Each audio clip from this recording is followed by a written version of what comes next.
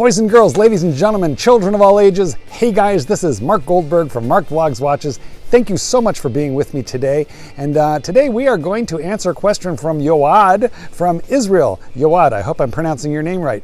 Anyway, here we are, and we are going to get into the fish and chips, the meat and potatoes of this video momentarily. But before we do that, you know what I got to do. And here it comes.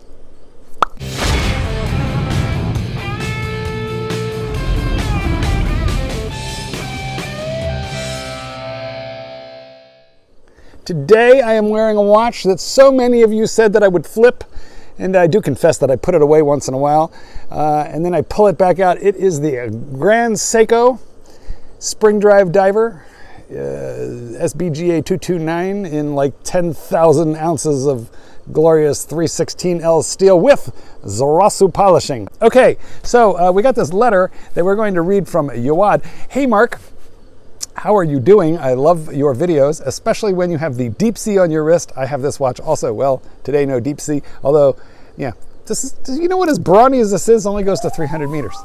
I own an Explorer 2 with the black dial for almost 8 months, and I bought it brand new, got a good deal on it. Well, that's good. I got the polar version of that same watch. Let me just drop a quick pic in of mine here. Now I need to sell it for my next watch. A few dealers are offering stupid numbers.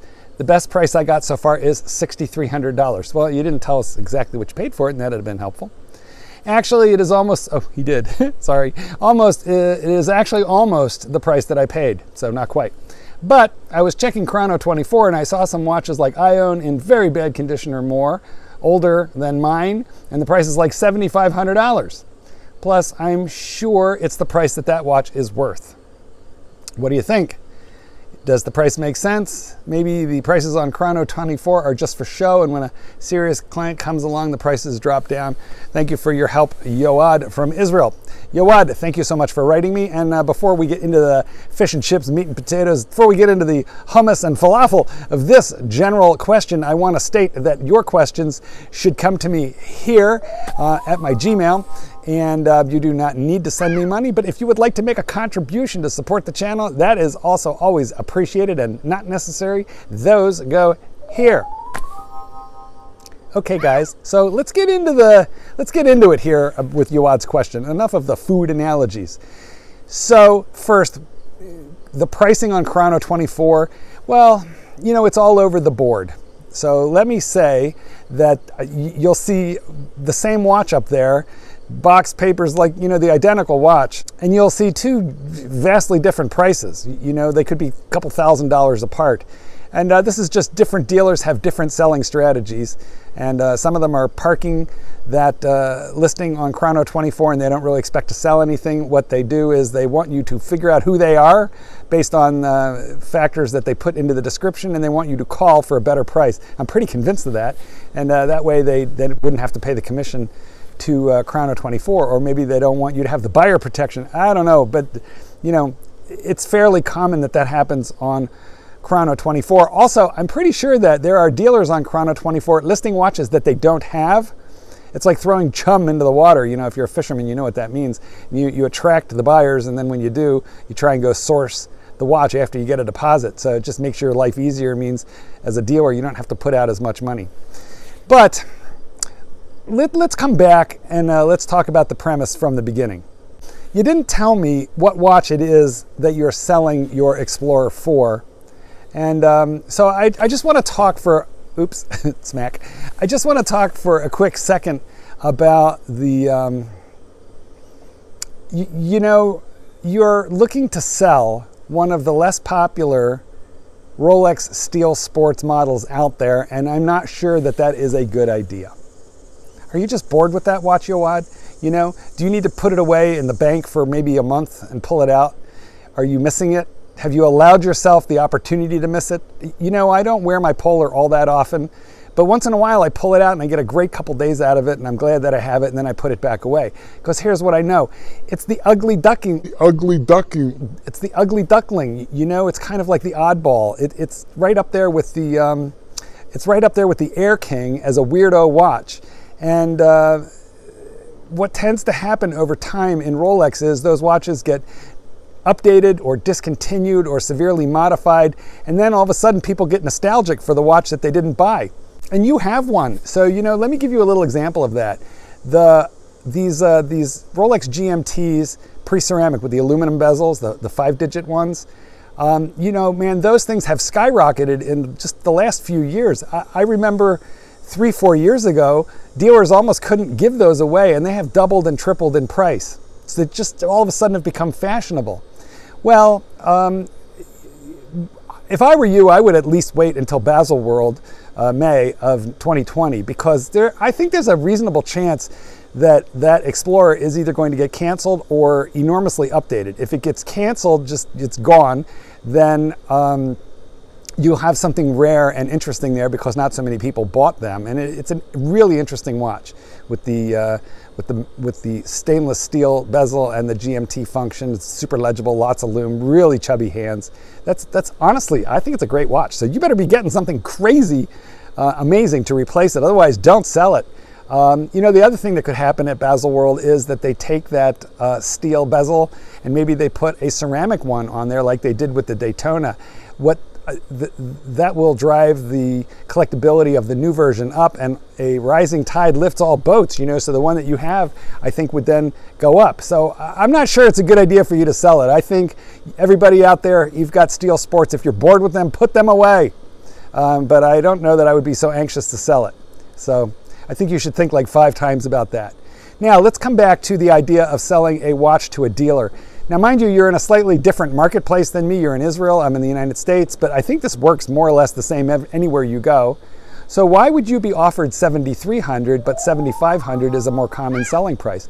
Well, if you're going to sell to a dealer is a middleman, and the middleman needs to add value to the watch, take risk, and he's got to make a profit. Why would he do that for no profit? When the dealer sells a watch to one of his clients, he's taking the risk that the guy drops it and then returns it the very next day, somehow bounces his check, or, good dealers are really careful about that stuff. But nonetheless, there's risk in being a dealer. And even if there's no risk, a dealer has got to put their money in, wait a little while, and then get their money back out with a profit. And so they're tying up their funds. So, they don't do this for free, Yoad. And they're worth something of a markup. Most of these guys are going to get that watch opened up, checked out by a watchmaker to make sure, that it's not going to take a crap and explode the day after they sell it to their client. Most of them are going to give some kind of like light buff or polish to get the scratchies out of the case, especially the high polished flanks and even of the matte bracelet. They're going to have to put some work in it, and then they're going to have to put it in inventory, and then they're going to have to advertise it, and then people are going to come try it on and manhandle it and change their mind. So what do you think they do this for? Selling to a dealer is like almost, look, it's got pros and cons. Let me tell you what the benefit is. Once you negotiate the best dealer price possible, if it is a trusted dealer, a trusted source, you are getting quick money, you're getting it in cash, you're getting a very safe transaction. So safety of transaction with zero risk of fraud, provided you're, again, selling to a trusted source, zero risk of fraud, that's worth something, okay? No fees and no risk of fraud. But the advantages end right there. The disadvantages are the dealer has to be able to make a markup. And some of these guys are just really good negotiators, so they're going to negotiate for the biggest possible markup. Your job is to give them the smallest possible markup, but you've got to allow room in there for the dealer to make a buck.